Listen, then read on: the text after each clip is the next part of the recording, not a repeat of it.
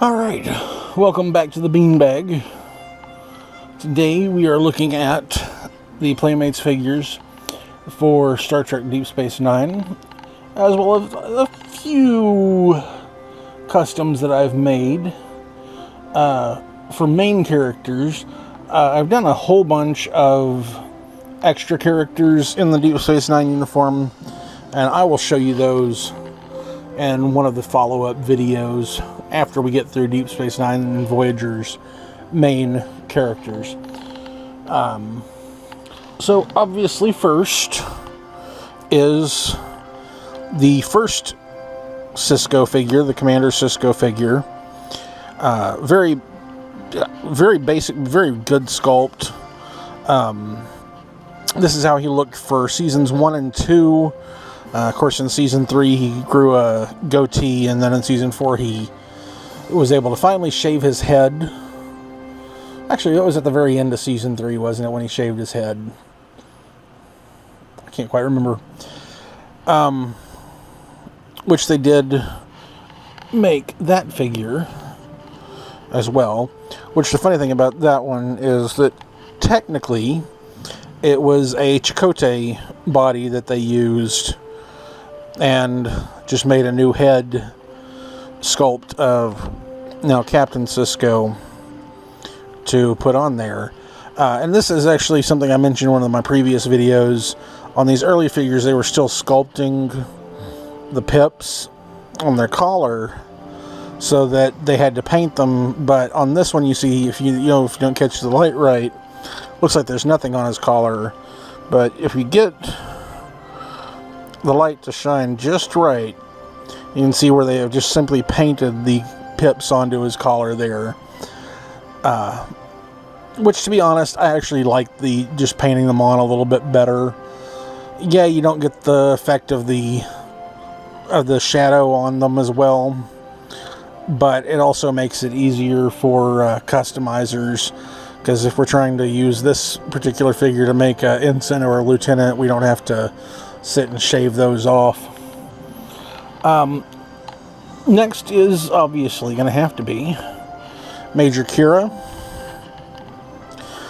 So this is the uniform that she wore for the first 3 seasons.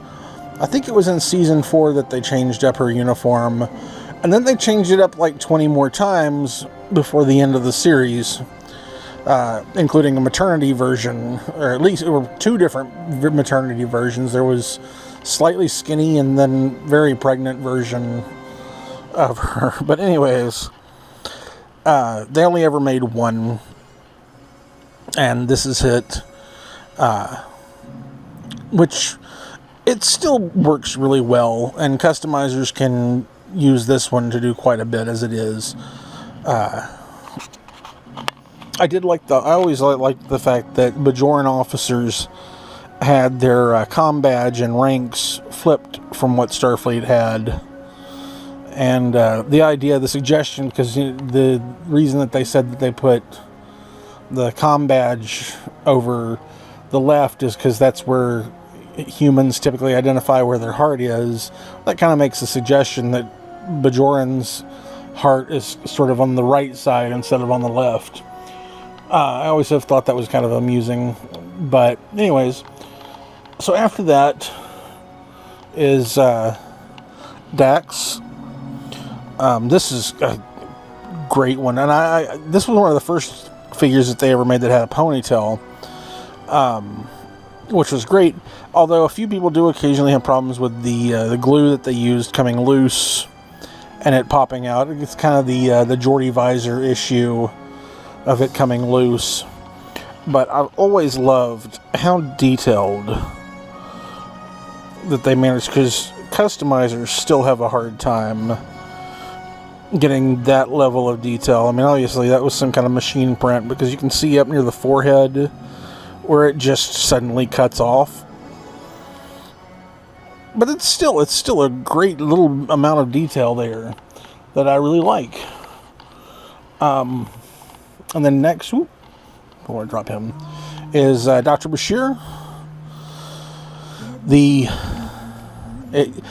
it was hilarious. I was actually recently watching Alexander Siddig. He, over the last year during COVID, has done a lot on his YouTube channel, and including allowing fans to come on and they get to ask him questions and stuff like that. And he was talking with, he also has done a few interviews with some of his co-stars and that kind of thing. And he was talking about a piece of art that a fan had done for him and how difficult it was for them to draw him. Because honestly, he has two, especially when he was younger. Now that he's older, he's got very defined features now. But when he was younger, his face was kind of generic looking. Which for those of us who do custom figures, that's a great thing because we can use this face for just about any old guy. But he also talked about the fact that his torso is very short, like unusually short. And I'd never really noticed it before, and they actually did reflect that a little bit in the figure, that his torso is actually kind of short. Now, one thing that's kind of funny is that a lot of people don't realize the arms on this figure are actually borrowed from the Lieutenant Barclay figure. If you've got a Lieutenant Barclay figure and you pull it out, you will notice that it's basically they just took, and instead of being black on the shoulders and the color on the sleeves, it's the color on the shoulder and black on the sleeves. But the hands are the exact same, that they can stand with their hands put together like this for some reason. And I've actually been suspicious that maybe the legs are also from the Lieutenant Barclay, and all that they made original was that torso section and the head. So next we've got Odo, which this is one of the ones that I realize it is a tiny difference, because this is what he wore through the first 2 seasons basically, and then in the 3rd season he got a box collar that he kept that for the remainder of the show, and for about, I think it was about 5 or 6 episodes, he had a belt. And I know the story on that is that when they were starting season 3 back up, is Rene Auberjonois had actually asked for a collar and a belt because he thought it would make his outfit look a little bit more like a little bit more formal looking. And then after just a couple of episodes, somebody mentioned that the belt made him look like Buck Rogers, and that's when he was like, I think I'm gonna stop wearing it. So it's one of those things that customizers, a lot of times we have to make a version of Odo with the collar in order to have him look like he did from season 3 on. But we can get away without ever making the belt because, like I said, that was only in a handful of episodes. And that was it. Next is Chief O'Brien, which was the first figure to have rolled up sleeves. First character really to do that. I always liked the fact that Colm Meaney he talked about the fact that when he started doing the show, that one of the things he hated was how uncomfortable that the sleeves of the uniforms during Next Generation, the whole uniform of Next Generation was, but he convinced the costume designers to make his costume specifically so that he could roll up the sleeves. Basically so it would help him stay a little bit cooler throughout the day, and it gave his character definitely a more diverse look whenever you kind of see him in the background doing things. Do love this sculpt. And one of the things that people don't really appreciate about some of these is the wrinkles that they actually get on these uniforms look so good, and the hair is always fantastic on these. And then the last officer is Worf, who joined the show during season 4, which is one of those where I'm like, well, would have been the good time to make a revised Major Kira wearing her slightly different uniform, because they did Worf and they also made the Captain Sisko wearing the same style of uniform. They did update his bandolier to have the proper style of the emblems on it. Of course, one of the big things would have been is that particular emblem did change later on when he joined the House of Martok, but that's nitpicking. And of course, the longer hair, which was actually originally done for the Star Trek Generations sculpts, and so that was basically just a reuse. But everything else about this figure was actually a completely original sculpting. Next main character, the last of the main characters really, was Quark. They only ever made the one Quark, so it means that a lot of customizers have to do variations on his outfits, because I mean he wore dozens of different outfits throughout the run of the show. This is the one you see him wear the most, probably, especially during that first season. I've always been suspicious that that first season they probably only had the budget to make him about 3 or 4 different costumes, and so they just rotated them every episode. But then later on he had many, many more, and so a lot of customizers have made variations on that in order to get them through. I did forget one other character in a Starfleet uniform, but again, that's Q. Which, the thing about this one, it's the exact same sculpt as the Sisko body, down to the hands and the way that the cuffs are around the sleeves, just with the John Delancey head put on there. Now, the rest of the characters... one more main character, Jake Sisko. This was how Jake looked mainly during season 1. Which, if let me grab that Sisko back, was about the only time that Jake was actually slightly shorter than Captain Sisko. Because Cirroc Lofton, who played Jake, he shot up. I want to say during season 2 he was probably about equal with Sisko, but by season 3 he was definitely an inch taller, and he just kept getting taller and taller. And it's one of those, again, when they were working on the updated figures for Worf and Sisko later on, I always kind of wish that they had done a slightly older, like about season 4, season 5 Jake, where he would be taller and in an outfit that's not quite so child jumpsuit like. But speaking of dads and sons, so we've got Rom, which I do love the sculpt of this figure. The only thing that's always kind of bugged me is the way that the head is nestled in with the jacket. It kind of makes it, because if you look at Quark, his head actually sticks. He's got a neck is the big thing. For some reason, they didn't give Rom a neck. But otherwise, I really do like the jacket. The pants are great.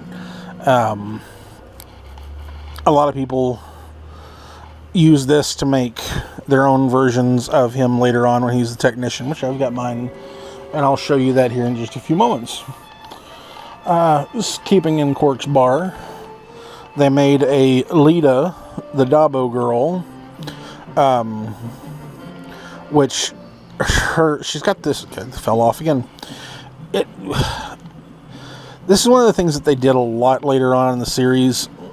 There's 2 things that I hated about these what they were doing, and later on, because let me see, this was 97, yeah, is that they removed points of articulation. You see this, she moves at the waist, the hips, she's only moves at the shoulders, and then her neck turns.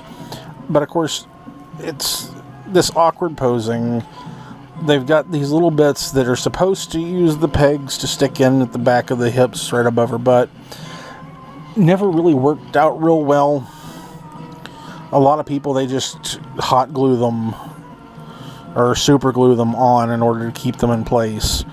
Of course, the other thing, she came with a ridiculously tiny Dabo will. which you would think, come on, why don't have her at least come with a decent-sized Dabo wheel? And then one last patron of Quirk's Bar, which was part of the first series, was Morton. If you're not familiar with the show, you probably don't realize that Morn being an anagram of Norm, a joke from Cheers, the regular patron of the bar. And also is the idea that he's supposed to be super talkative, but during the entire 7-year run of the show, we never hear him say a word. And I do love the moment in the season 7 episode, Who Mourns for Morn, when Quirk's yelling at him, demanding an explanation, and then right as he's about to open his mouth to start explaining, Quirk yells, "You know what? Never mind. I don't want to hear it." This is just a fun sculpt. Of course, the thing about this is because of the fact that the way that the makeup was done for the character, he does have a head that turns, but it results in him doing this, which I just find hilarious. So you don't typically move his head around much. Now, next is Garrick. He was one of the later figures that they made.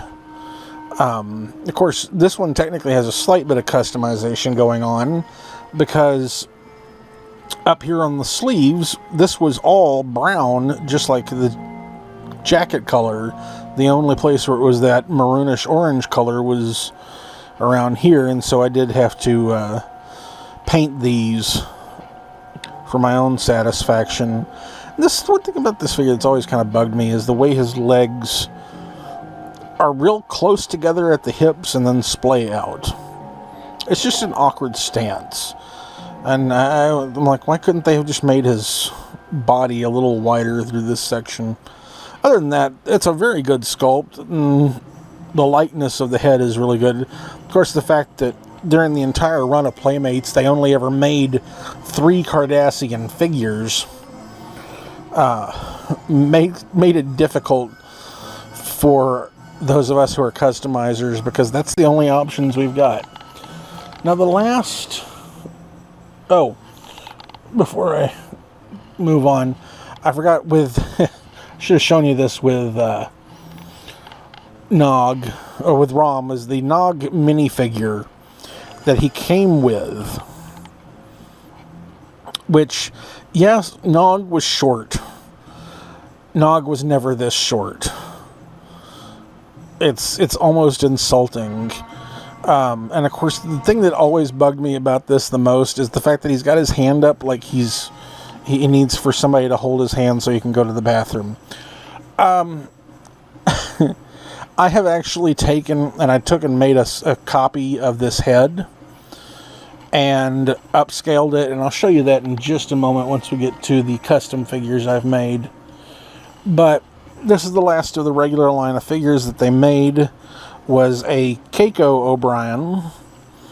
Now the funny thing is, a lot of people accuse this one of having variants, and it kind of does, kind of doesn't, because this vest that she's supposed to be wearing, and in fact you can actually see it on the back of mine better, has a slightly goldish color to it. And the reason that people claim that there are variants of this one is that some of them got more gold paint than others. Mine, especially on the front, if we kind of hold it back, it looks a little more black. But I don't really consider it to be a paint variant. I think it's more of an accident that happened. Again, this one, they didn't put the ability to turn the arms up here at the shoulders. They can only do this. But they did actually make the legs to where they could turn, which was something that they started doing with the Voyager figures. So they took away one point of articulation and moved it somewhere else. I need to clean. Other than that, it's an okay sculpt of Keiko. The hair, it's fine. I really wish they had done something to make the headband look differentiated. but it works as a figure. Now, the two customs I'll be showing you today, first is Technician Rom, which this is a Rom head put on an Odo body and painted the green and gray colors for a Technician. Real simple, nothing much to it. And then the last one, like I said, I took that minifigure of Nog, and I upscaled it so that I could make this. This is Nog in his cadet uniform, which is a Cadet Crusher. It's the exact same one. The shoulders are even the same red. I just had to paint it all with the gray. Added the little pockets there on the hips there, but also painted the back of his headdress, the cadet red to match. But I've actually always been, since I made this, I'm quite happy with how that sculpt turned out. And I'll grab the Rom figure. You can see it's not quite technically as short as it probably should be, but it's a height that I'm happy with. It doesn't make him too short or too tall, and it fits in line. And I'll, since you do see him with O'Brien a lot, again, he's just only a little bit shorter than O'Brien, and instead of being way down here, which I've seen a lot of people use the Galoob 3.5-inch figures to make a Nog, and it works. It always looks a little bit off scale to me, but it does work. So that is the Deep Space Nine figures, the main group of them, and a few customs, and I'll show you some more of those later on. Until next time. If you enjoy my videos and want to see more, please like, subscribe, and hit that bell icon. Also, you can support the show by signing up on Patreon, or head over to Zazzle to pick up prints of my artwork, prints on canvas, t-shirts, and other merch. You can find me on social media. For more information and updates on the channel, all info is below. If you didn't enjoy the video, why are you still here? Do you want a song? Ba, ba, black sheep, have you any wool? Yes, them, 3 bags full. One for the master, who can screw himself. You can listen to somebody else.